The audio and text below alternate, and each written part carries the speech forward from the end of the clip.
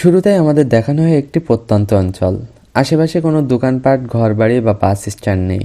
আর এই হলো আমাদের হিরো, যার এখানে ছোট্ট একটি চায়ের দোকান আছে। এই জনশূন্য এলাকায় শুধুমাত্র তারই একটি চায়ের দোকান আছে। এলাকাটা এতটাই জনশূন্য যে চায়ের দোকানে কেউ আসে না।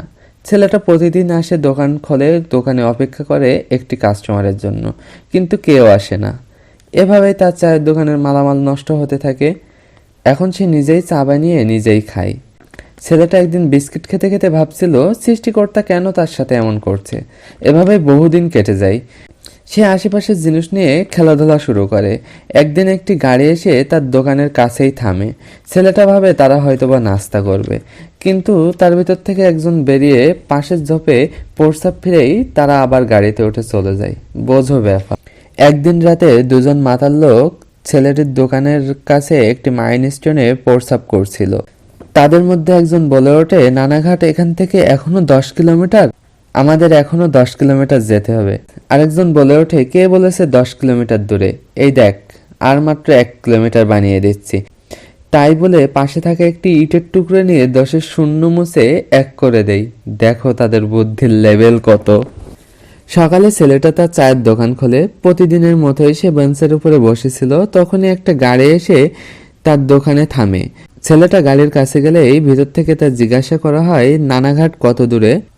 তখন ছেলেটা বলে, 8-10 কিলোমিটার দূরে। তখন গাড়ির ভিতর থেকে বলে, আচ্ছা তোমার কাছে কি চা হবে? তখন ছেলেটা খুব খুশি হয় এবং বলে, অবশ্যই হবে, একটু অপেক্ষা করেন।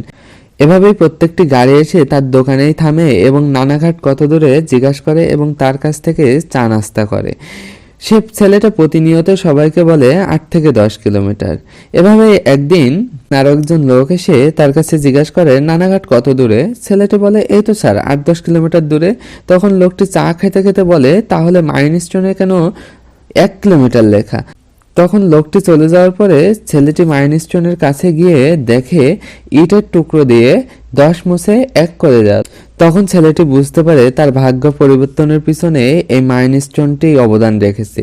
তখন থেকেই ছেলেটি তাদের ধর্মীয় অনুসারে মাইলস্টোনকে প্রার্থনা করতে থাকে।